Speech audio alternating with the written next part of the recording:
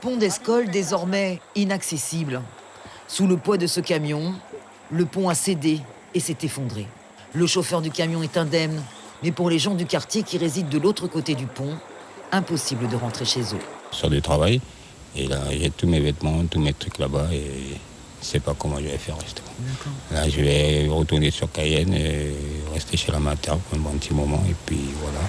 Le panneau était pourtant bien visible, interdit aux plus de 3,5 tonnes. Ce camion pesait 17 tonnes.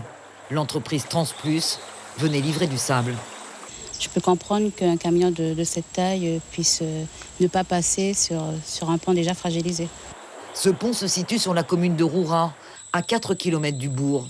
Escole, la zone est inconstructible, mais depuis une dizaine d'années, des familles s'y sont installées. C'est une zone agricole, ce sont des terrains agricoles, et donc effectivement, qui est habitée malgré tout. C'est pas constructif, mais comme vous savez partout en Guyane, les zones qui ne sont pas constructibles sont malgré tout habitées. Donc c'est vrai, c'est quelque chose que la mairie prend en considération.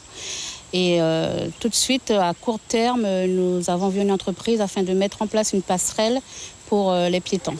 La mairie de Roura avait prévu de refaire ce pont.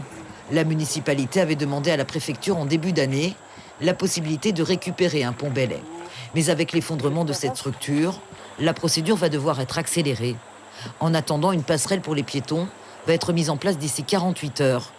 Restera à déterminer les responsabilités du transporteur qui, en toute connaissance de cause, a emprunté un pont avec un camion excédant largement le poids autorisé. Suivez l'info sur Guyana Première, télé, radio et internet.